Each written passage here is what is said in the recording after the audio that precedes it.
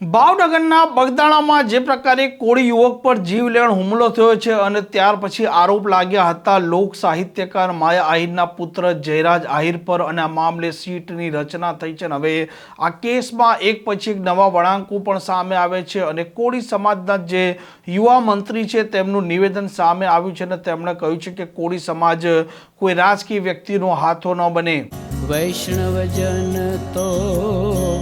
તેને કહીએ જે પીડ પરાઈ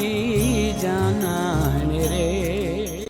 નમસ્કાર, આપ જોઈ રહ્યા છો નવજીવન ન્યૂઝ અને હું છું આપની સાથે તોફિક ગાંચી। ભાવનગરના બગદાણામાં જે પ્રકારે કોળી યુવક પર જીવલેણ હુમલો થાય છે, આ નવનીત બાલદિયા પર જીવલેણ હુમલો થતાં કોળી સમાજ આક્રોશિત થાય છે અને આ જ ફરિયાદી નવનીત બાલદિયા આરોપ લગાવે છે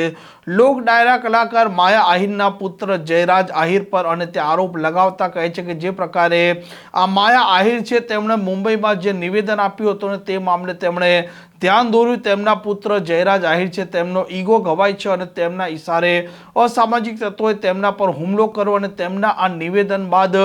પોલીસે પણ યોગ્ય તપાસ નહોતી કરી તેવા પણ તેમના આરોપ હતા। કોળી સમાજ આક્રોશિત થાય છે, મામલો ગાંધીનગર સુધી પહોંચે છે, સીટની રચના પણ થાય છે અને સીટે હજી સુધી આ મામલે કોઈ પણ પ્રકારની પ્રતિક્રિયા ન આપતા કોળી સમાજના લોકો પણ અત્યારે આક્રોશિત છે કે સીટ આ મામલે કેમ હજી સુધી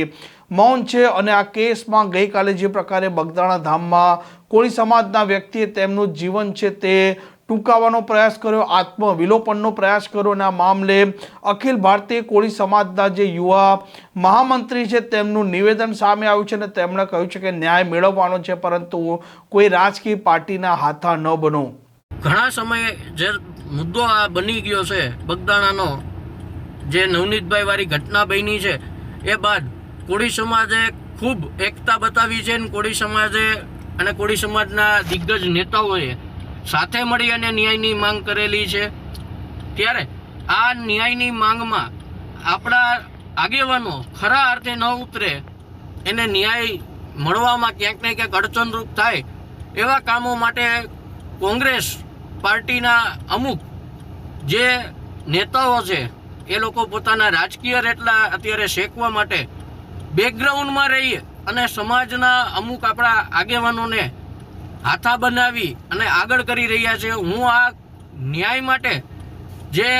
ભાઈએ આત્મવિલોપન કરવાનો પ્રયત્ન કર્યો છે હું એ ઘટનાને વખોડું છું।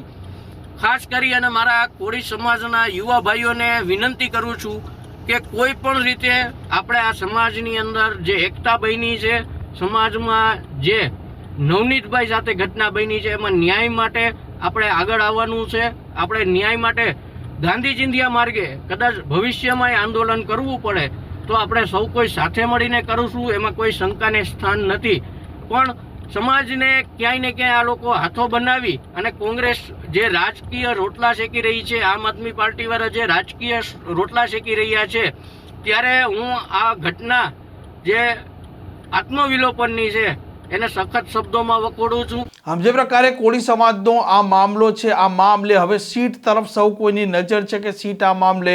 શું તપાસ કરે છે, શું નિવેદન આપે છે અને જે પ્રકારે ફરિયાદી નવનીત બાલદિયાના આરોપ છે કે લોક ડાયરા કલાકાર માયા આહિરના પુત્ર જયરાજ આહિરના ઈશારે સમગ્ર ષડયંત્ર રચાયું છે અને તે મુખ્ય આરોપી છે, તો તેમને પણ આ સીટ આરોપી બનાવે છે કે નથી બનાવતા તેના તરફ પણ સૌ કોઈની નજર છે। આ પ્રકારના સમાચાર માટે નવજીવન ન્યૂઝની આ ચેનલ સાથે જોડાયેલા રહો। નમસ્કાર।